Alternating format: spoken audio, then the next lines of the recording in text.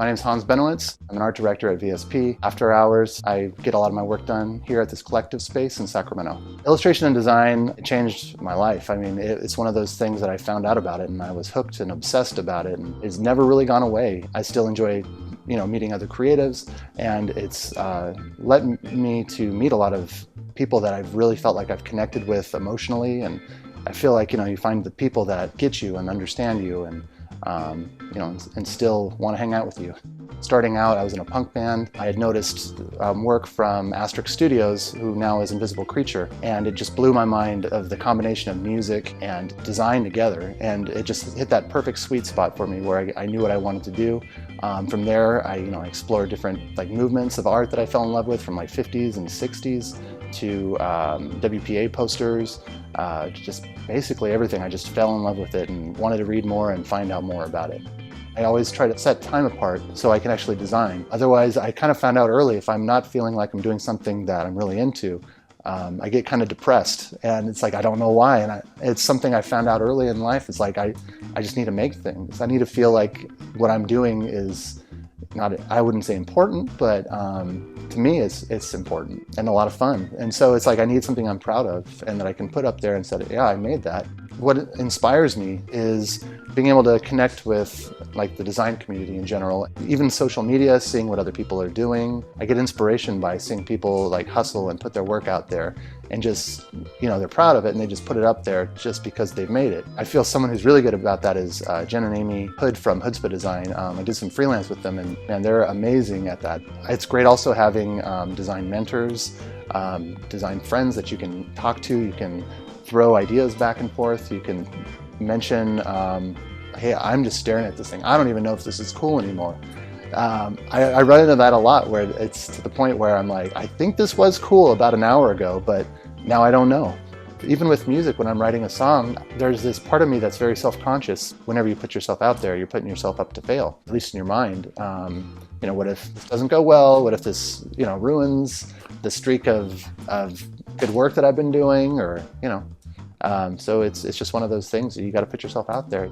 Dribbble has definitely impacted my career. I've met a lot of local designers that I never knew existed. I get to kind of interact with, the design titans that I really admire and look up to. For a while, I didn't update my website. It's that problem where you get a lot of work and you don't have time to update your site. So I would reference my portfolio site, and I'd reference my Dribbble page. This is a lot of the things that I'm working on right now.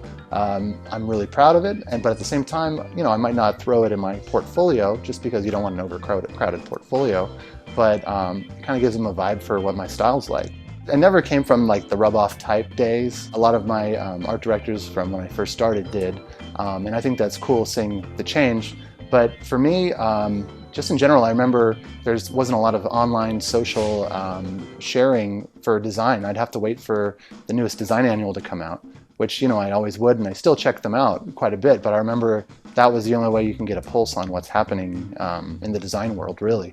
And now just with design blogs and social media sites, I mean, it's amazing how much you can connect to people.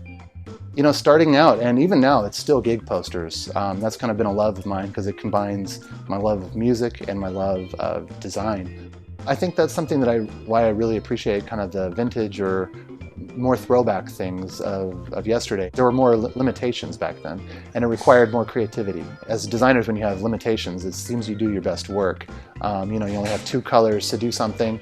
I love the WPA posters back in the day. I mean, just some of them went in a little into propaganda, but but some of them are hilarious and just amazing with just the levels of screen printing they did. It's something that you can just emotionally connect to it, and you can see that it was handcrafted, because I do remember starting out, before I knew about design, you don't know how things are made and you just don't even think about it.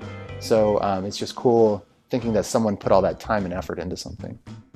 In the 80s, Sacramento had ADAC, which was this big design get-together. But around 2000s, it kind of faded out and died. We kind of noticed that there was just this emptiness there. San Francisco had all of the cool stuff, and we kind of thought, well, why can't we get something here too? And so we started Command Shift. The 3 of us, or the 4 of us actually, did a design event at the Crest Theater. From there, what's really cool is there were 2 creative events that started after.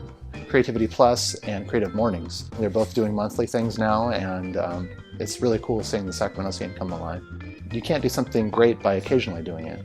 Putting your stuff out there, knowing what you want to do, I think it's really important to unapologetically say, this is me, this is my stuff. If you like it, we can work together. If not, have a nice day.